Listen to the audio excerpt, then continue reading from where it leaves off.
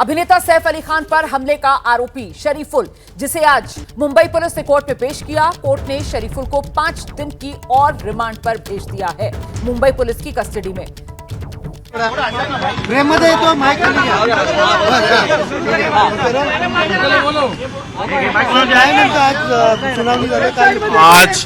आज कोर्ट में पहली बात तो फर्स्ट रिमांड में सेक्शन बढ़ाने की बात की गई थी। 109 जो ऐड करने जा रहे थे पुलिस ने, वो आज ऐड नहीं किया है। बाकी उन्होंने जो इन्वेस्टिगेशन का जो प्रोग्रेस बताया है, जो मेरे ख्याल से जो लास्ट टाइम जो रीजन लिए वही सेम रीजन आज ही लिए गए हैं। ऑलरेडी उन्होंने जो वेपन है वो रिकवर कर लिया गया है और उनके जो क्लोथ्स है वो भी रिकवर कर लिए गए, और जो फॉरेंसिक को जो भेजना चाहिए था उनको, उन्होंने वो सारी चीजें सेंड कर दी है। लेकिन जो इन्वेस्टिगेशन के पॉइंट ऑफ व्यू से जो पुलिस कस्टडी मिलनी चाहिए थी, आज कोई सफिशिएंट रीजन नहीं था पुलिस कस्टडी मिलने के लिए, क्योंकि ऑलरेडी मैंने एक पॉइंट रेज किया है कि वेपन रिकवर एक्यूज की presence is not required, because if custody is when required when the accused need to be shown something, but already the investigation has been done by the police officer. Just because of the hype, the matter is so hype, it has been taken into the consideration by the court and it has given the 5 days police custody. Sir, सुनावणीच्या दरम्यान आहे ते boot आणि SIM कार्डचा शोध घेण्यासाठी देखील police कोठडी मागण्यात आलेली आहे। बूट का जो बोला गया है वो गलत है, क्योंकि देखो when he was arrested, that time the police had visited to his house and already the search has been done. During that search, entire clothes and every belongings of the accused had been seized, and the accused was taken into the interrogation, and that time everything has been seized. Now SIM card बद्दलही विचारलं गेलं, SIM card बद्दल तो माहिती देत नाही असं सांगितलं, नेमकं काय?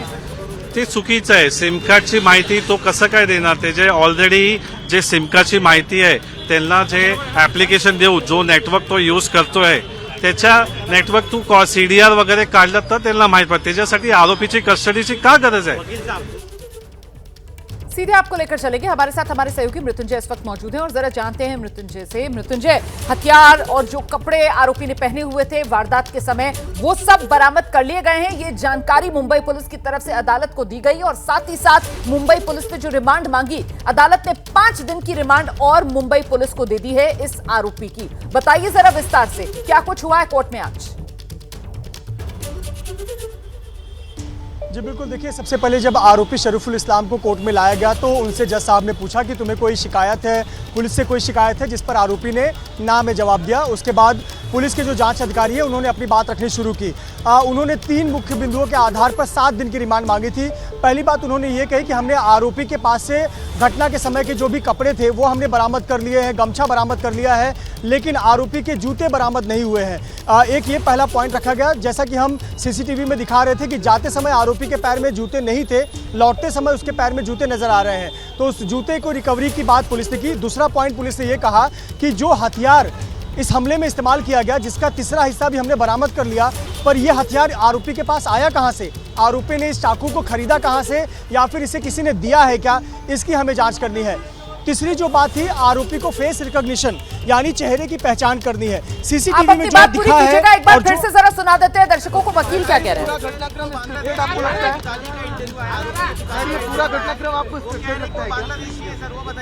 पूरा घटनाक्रम देखो, अभी इन्वेस्टिगेशन में ऐसा कोई भी प्राइमा फेसी कॉन्क्रीट एविडेंस दिया नहीं गया है कि उसमें पता चलता है कि एक्यूज ने ये ऑफेंस किया।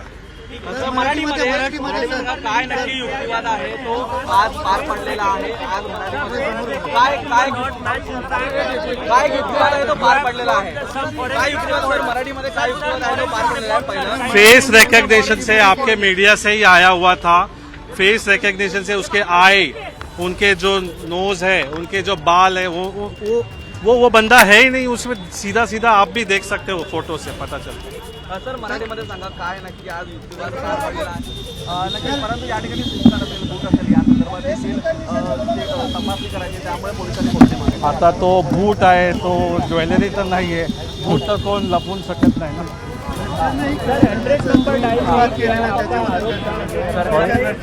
फॅमिली मेंबरला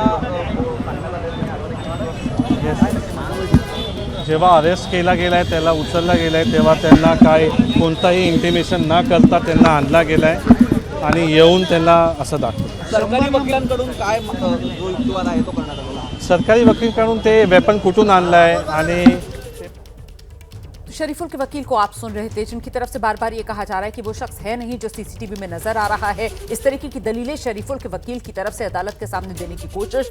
इस बीच एक बार फिर से मृत्युंजय का रुख करते हैं और मृत्युंजय विस्तार से बता रहे थे कि पुलिस की तरफ से जो रिमांड की मांग की गई, जिसके आधार पर अदालत ने 5 दिन की और रिमांड पुलिस को दे दी है आरोपी शरीफुल की। उसमें मृत्युंजय, आपने अभी तक ये बताया कि साहब हथियार तो बरामद कर लिया गया, लेकिन आरोपी के पास वो हथियार कहां से आया? क्या उसने किसी से खरीदा या फिर किसी से उसने लिया, कहीं से चुराया?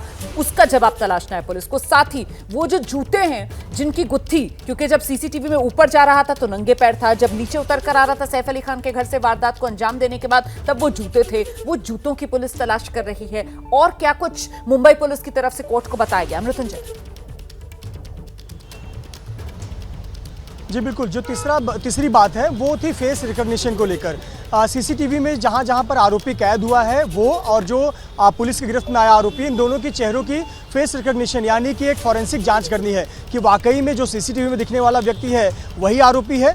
ये जांच बहुत महत्वपूर्ण है। ये 3 प्रमुख बातें कोर्ट द्वारा रखी गई। इसके साथ ही साथ पुलिस ने यह भी कहा कि हमें इस बात का शक है कि शायद इसकी मदद किसी ने की होगी, तो इसके मददगार कौन रहे हैं, हमें इसकी भी जांच करनी है। इसी आधार पर पुलिस ने 7 दिनों की रिमांड मांगी थी, लेकिन कोर्ट ने 5 दिन की रिमांड दी। लेकिन आपको बता दें कि डिफेंस ने 8 से 10 बातें रखी थी। उन 8 से 10 बातों को मैं छोटे संक्षिप्त में आपको बताना चाहूँगा। एक तो पुलिस डिफेंस की तरफ से पहला ये कहा गया कि 5 दिन की पहले ही कस्टडी दी जा चुकी है और ऐसे पर जो पर्याप्त सबूत थे, कड़ियों को जोड़ने का काम था, पुलिस कर चुकी है। दूसरी बात ये कही गई कि सभी जो विटनेस है इस केस के, उनके बयान दर्ज किए जा चुके हैं।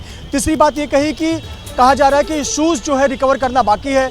डिफेंस का ये कहना था कि जब सारे कपड़े बरामद कर लिए गए, सैफ अली खान से जो वस्त्र थे, जो भी गमछा था इत्यादि बरामद कर लिया गया, तो शूज़ बरामद करने के लिए आरोपी की क्या आवश्यकता है।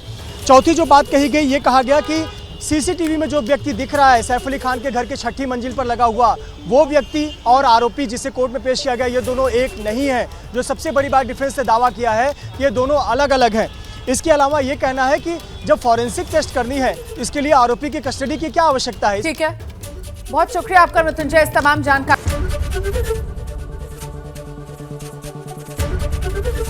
एबीपी गंगा, खबर आपकी, जुबान आपकी।